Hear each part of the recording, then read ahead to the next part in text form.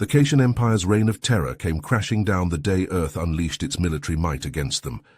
On the bridge of the Cation warship, Commander Corvus glared at the small human vessel on the viewscreen, his scarred face twisted in a snarl. This pathetic species dared to challenge the most feared force in the galaxy. "How dare these hairless apes interfere with our conquest?" Corvus growled, his clawed fists clenching. His crew knew that tone. Someone was about to die. First Officer Lynx checked the scans again, his feline eyes narrowing. "They claim to be diplomats with a message from the Galactic Council, sir." Corvus scoffed. The Council were spineless fools too weak to stand against Cation might. This had to be a trick. "Open fire, destroy that ship and show them what happens to those who defy us." But before the crew could act, the human hailed them again. A stern-faced male with graying hair filled the viewscreen, his voice calm but unyielding. "This is Special Envoy Dylan Crawford of Earth. By order of the Galactic Council, you will stand down and surrender your weapons immediately. Non-compliance means military action." The bridge erupted with harsh laughter. Corvus grinned, revealing sharp fangs. "You and what army, human? We've crushed 1,000 worlds and enslaved countless species. You're nothing." The screen went dark. Corvus turned to his crew, a vicious gleam in his eyes. "Prepare the hyperdrive. It's time to show Earth the meaning of terror." Alarms blared as power surged, consoles flickering wildly. Lynx paled, his report trembling. "Commander, Earth warships just dropped from hyperspace. They've surrounded us and jammed our engines and weapons." Corvus froze, as did time itself. Dread gripped every heart as they gaped at the viewscreen. A vast fleet of powerful human ships encircled them, each vessel bristling with devastating weaponry that could end Cation lives in a single blow. The pride of Cation engineering suddenly looked pitiful compared to the sleek behemoths from Earth. For so long the Cations terrorized the galaxy unopposed, all species bowing before Corvus, without a hint of a challenge. He'd underestimated Earth, and now the empire he'd brutally built teetered on the brink of destruction at the hands of vengeful humans. In that cold dark of space, with the horrifying might of humanity's wrath turned upon the predators who'd preyed on the weak, only one truth remained. If Earth's forces failed here, many more would fall under fang and claw and whip, and the screams of the innocent would haunt the stars for millennia to come. Corvus seethed with fury, but the cold logic of the situation sunk its claws into him. The human fleet had his ships surrounded and outgunned. His frontier bases, once a symbol of Cation dominance, lay silent, no doubt ravaged by human special forces. With his supply lines cut and his forces scattered, he had little choice but to accept the humans' offer of a meeting. It was a bitter pill to swallow, but he would not let his pride be the downfall of the Cation Empire. At Corvus's begrudging agreement, a shimmering transporter beam whisked him and his honor guard to the human flagship. As they materialized in the transporter room, they found themselves face to face with a squad of human soldiers, their weapons trained on the Cations with unwavering precision. The soldiers' eyes were hard, their stances unyielding.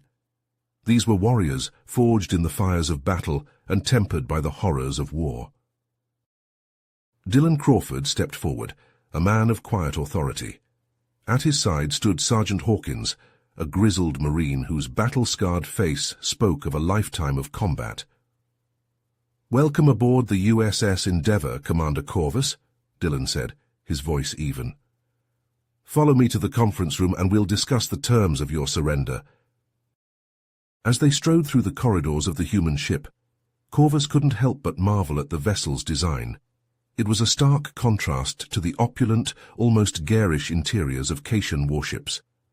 The Endeavour was a model of efficiency, every space optimized for functionality. The technology on display was impressive, a testament to human ingenuity and resourcefulness. In the conference room, Dylan wasted no time in laying out the Galactic Council's demands. "Immediate cessation of all Cation aggression," he began, ticking off points on his fingers.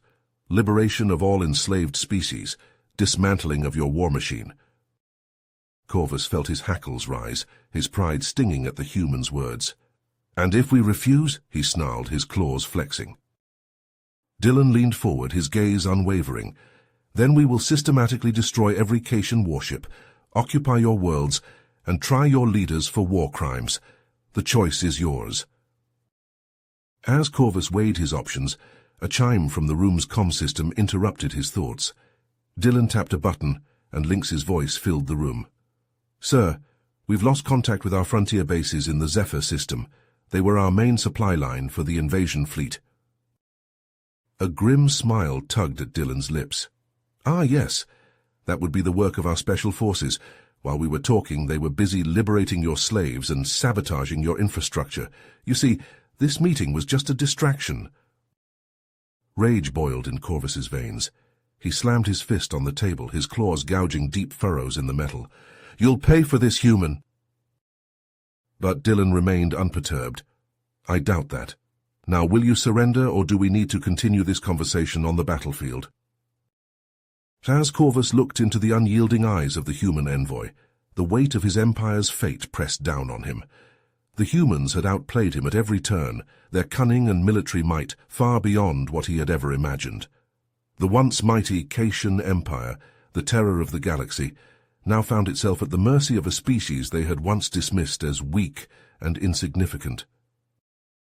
Corvus, faced with the humiliation of defeat and the prospect of his empire's collapse, grudgingly agreed to a temporary ceasefire. Negotiations would continue on the neutral jungle world of Orcs, in an ancient temple chosen as the designated meeting site. As Dylan, Hawkins, and their squad approached the temple, the lush foliage seemed to close in around them. The air was thick with humidity and the chirps and calls of exotic wildlife. Hawkins scanned the tree line, his rifle at the ready. I don't like this, sir. It's the perfect spot for an ambush. Dylan nodded, his own weapon drawn. Stay sharp. Corvus may have agreed to a ceasefire, but that doesn't mean all his warriors are on board. No sooner had the words left his mouth than a barrage of plasma fire erupted from the temple. Cation warriors, led by a snarling lynx, poured from the entrance, their weapons spitting death. Take cover! Dylan shouted, diving behind a crumbling stone wall. Hawkins and the squad followed suit, returning fire as they sought whatever meager protection the ruins offered. The firefight was fierce, the air thick with the smell of ozone and the screams of the wounded. Dylan and Hawkins coordinated their squad's defense, but the Cations had the advantage of numbers and surprise. Amidst the chaos, Dylan spotted a familiar figure. Corvus, his once proud posture now hunched in pain, was trapped beneath a collapsed pillar. The Cation commander's leg was crushed, his life in danger. Hawkins saw where Dylan was looking. Leave him, sir. We've got bigger problems. But Dylan was already moving, sprinting across the bullet-strewn ground to Corvus's side. With a grunt of effort, he lifted the heavy pillar, his enhanced strength straining against the weight. Corvus looked up at him, his eyes wide with surprise and pain. Dylan dragged Corvus to safety, the Cation commander's blood staining his hands. As the dust settled and Lynx's forces were finally subdued, Corvus looked at Dylan with a mix of confusion and grudging respect. Why did you save me, human? I am your enemy. Dylan, his hands busy with a field medkit as he tended to Corvus's injuries, met the Cation's gaze. Because, unlike your kind, we value life, even the lives of our adversaries. We're not here to conquer or destroy, but to bring peace and justice to the galaxy. Corvus was silent, his worldview shaken by the human's actions. All his life he had known only conquest and oppression, the strong ruling the weak.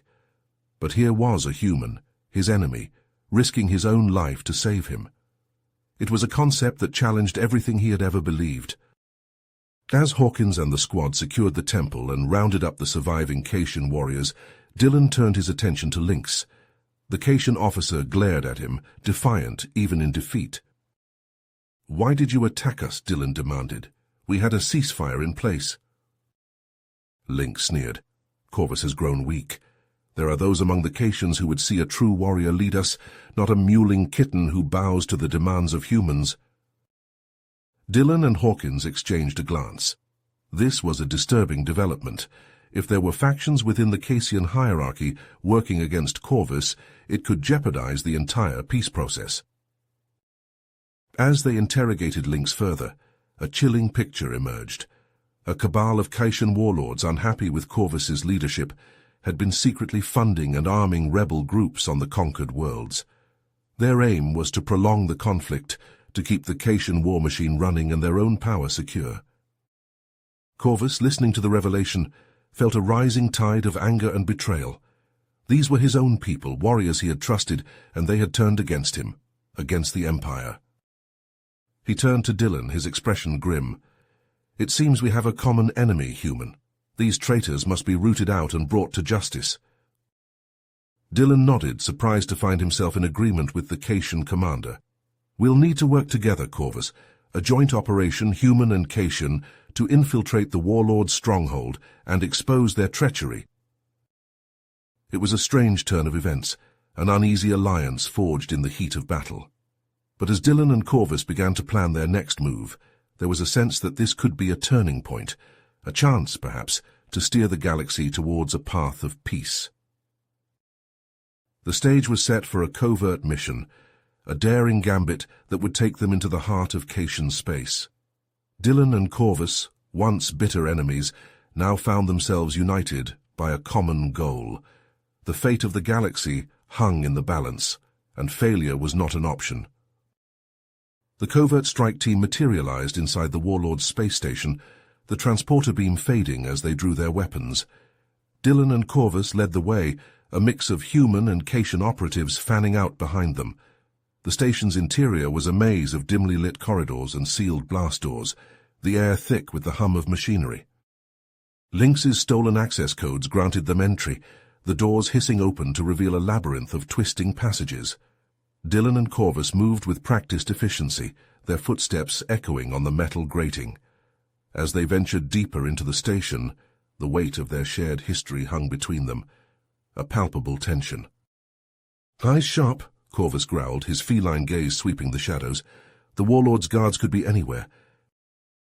Dylan nodded, his grip tightening on his pulse rifle. The unlikely allies pressed on, their combined skills guiding them through the station's defenses. But with each step, the ghosts of their past seemed to close in, whispering of the blood spilled and the lives shattered in their long war. A hidden door slid open, revealing a secret meeting room. The strike team took up defensive positions as Dylan and Corvus approached the central holotable. Schematics and battle plans flickered in the air, a damning testament to the warlord's treachery. "We need to get this evidence back to the Council," Dylan said. His eyes locked on the holographic display. But before they could act, alarms blared to life, the room bathed in pulsing red light. Blast doors slammed shut, sealing them inside as the warlord's elite guards poured into the room, weapons blazing. Dylan and Corvus dove for cover, plasma bolts sizzling past their heads. The strike team returned fire, the air thick with the scent of ozone and scorched metal. Human and Cassian fought side by side, their differences forgotten in the heat of battle.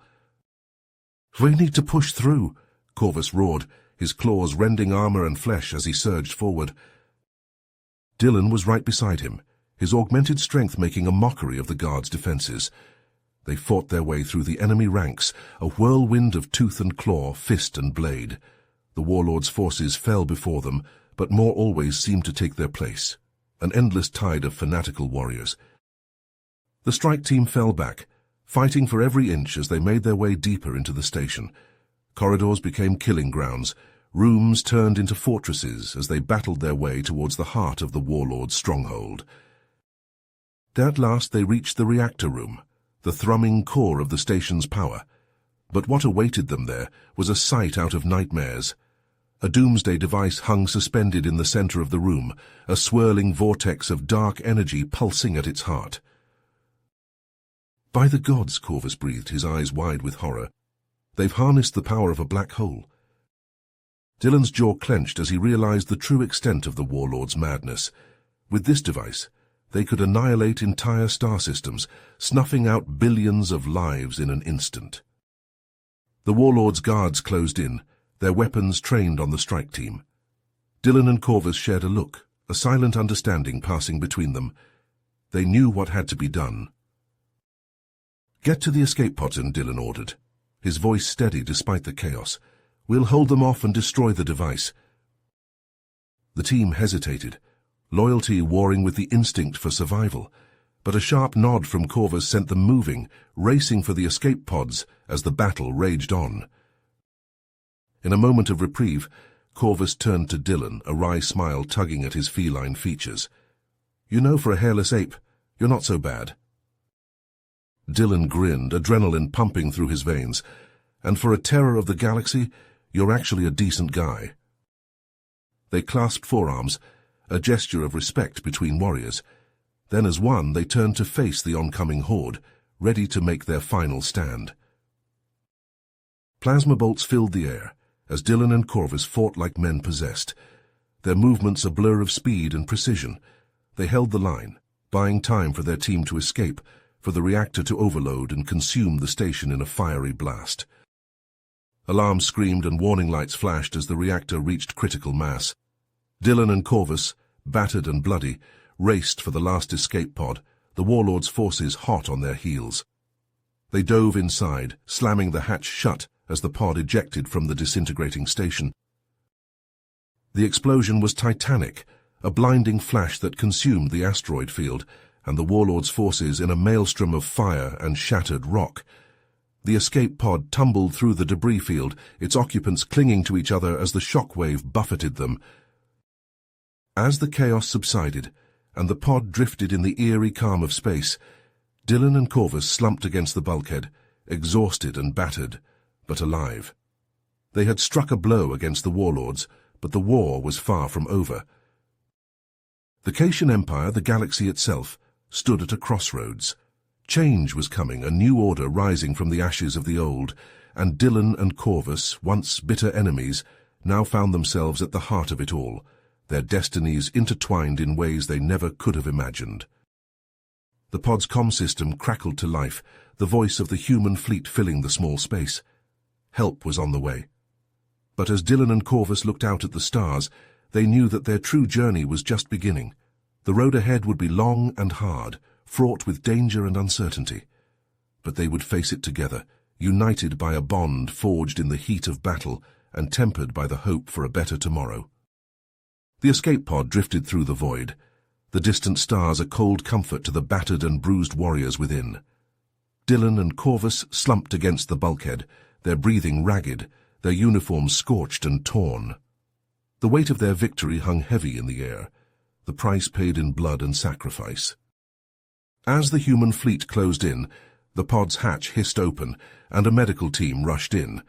They carried Dylan and Corvus to the waiting shuttles, their wounds tended to with the efficiency of a well-oiled machine. The journey back to Earth passed in a blur of painkillers and fitful sleep, the ghosts of the fallen haunting their dreams.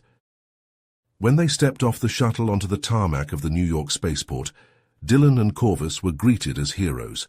Crowds cheered their names, reporters clamored for interviews, and dignitaries lined up to shake their hands. But for the two warriors, the accolades rang hollow. They knew the true cost of their victory, the lives lost and the worlds shattered. In the days that followed, as the Galactic Council convened to discuss the fate of the Cation people, Dylan and Corvus found themselves torn. Corvus, once the proud commander of the Cation fleet, now saw his people through new eyes. He had witnessed the valor and compassion of the humans, the way they fought not for conquest but for peace. And yet, he could not deny his loyalty to his species, his duty to guide them through the aftermath of the war. Dylan, for his part, struggled with the weight of his own actions. He had taken lives in the heat of battle, had made choices that would haunt him for the rest of his days. And yet, he knew that he would do it all again, if it meant saving the innocent and bringing justice to the galaxy. As the council debated and negotiated, Dylan and Corvus found solace in each other's company. They shared stories of their pasts, their hopes for the future, and their fears for the present. In the quiet moments between meetings and briefings, a bond formed between them, a friendship forged in the fires of war. But even as they worked towards a new era of peace, The shadows of the past loomed large. In a shocking turn of events, the council chambers erupted into chaos as a faction of hardline Cation nationalists, led by a charismatic warlord named Nexus, launched a surprise attack. Blaster fire filled the air as Dylan and Corvus sprang into action. Side by side, they fought their way through the halls of power, their weapons blazing, their hearts pounding with the thrill of battle. They worked in perfect unison, Corvus's feline grace and Dylan's human strength, a deadly dance of skill and precision. As they battled their way towards the heart of the insurgency, they found themselves face to face with Nexus himself. The warlord, his eyes blazing with fanatical zeal, stood before them, his claws unsheathed, his fangs bared in a snarl. "Corvus, my brother," Nexus purred, his voice dripping with venom. "I thought you dead, lost to the humans' treachery, but here you stand, a traitor to your own kind." Corvus, his eyes wide with shock, stared at the warlord. "Nexus, but how? I saw you die on the fields of Zephyr Prime." Nexus laughed, a cold, cruel sound. "You saw what I wanted you to see. I've been waiting, biding my time, gathering my forces, and now the time has come to reclaim our birthright, to restore the Cation Empire to its former glory." He extended a clawed hand, his eyes glinting with malice. "Join me, brother. Together we can rule the galaxy as we were always meant to." Corvus, his heart torn between loyalty and duty, looked to Dylan. The human, his face a mask of grim determination, nodded. Corvus turned back to Nexus, his eyes hardening with resolve. "No, Nexus. I have seen the error of our ways, the folly of our conquest. The humans have shown me a better path, a path of peace and cooperation. I will not join you in your madness." Nexus snarled, his claws flexing. "Then you will die, traitor, along with your human pet." He lunged forward, a blur of fur and fury, his claws slashing at Corvus's throat. Corvus, his own claws extended, met his brother's charge head-on, and the two Cations clashed in a whirlwind of tooth and nail. Dylan, his blaster drawn, held off the nationalist rebels, his shots precise and deadly. He and the human forces formed a wall of steel and fire, a bulwark against the tide of insurrection. But as the battle raged on, Corvus found himself outmatched. Nexus, his skills honed by years of secret training, pressed his advantage, his claws finding gaps in Corvus's defenses. With a roar of triumph, Nexus plunged his claws into Corvus's chest, a mortal blow that sent the commander staggering back, his blood spilling onto the polished floor. But even as the life faded from his eyes, Corvus summoned the last of his strength. With a final desperate lunge, he buried his own claws in Nexus' heart, and the two brothers fell to the ground, locked in a deadly embrace. Dylan, seeing his friend fall, let out a cry of anguish. He raced to Corvus's side, cradling the Cation's head in his lap as the battle raged around them. Corvus, his breath coming in ragged gasps, looked up at Dylan, a faint smile on his lips. "Remember, Dylan," he whispered, his voice fading. "Peace is the only way forward. Don't let my people's mistakes be repeated." And with those final words, Corvus's eyes closed and his body went limp in Dylan's arms. As the nationalist rebels were finally subdued and the dust of battle settled, the Galactic Council reconvened, their hearts heavy with the weight of Corvus's sacrifice. They honored the fallen commander and praised Dylan's bravery in the face of overwhelming odds. In the days and weeks that followed, a new era of peace and cooperation dawned, as the Cation people, chastened by the horrors of war and the loss of their leader, sought to forge a new path forward. Treaties were signed, alliances were formed, and the galaxy began to heal from the scars of conflict. But for Dylan, the price of that peace weighed heavily on his heart. He had lost a friend, a brother in arms, and the burden of carrying on Corvus's legacy fell squarely on his shoulders. He knew that the road ahead would be long and difficult, that the wounds of war would take generations to heal. And yet, as he stood on the balcony of his quarters, looking out over the gleaming spires of the galactic capital, he felt a sense of hope. He knew that he had a duty, a calling, to work towards a better future for all species, to ensure that the sacrifices of the fallen were not in vain. You have reached the end of the story. If you enjoyed this story and want to support us, please leave a like and subscribe to our channel, and for every comment that says 88, I will heart every single one of them. Thank you for your time.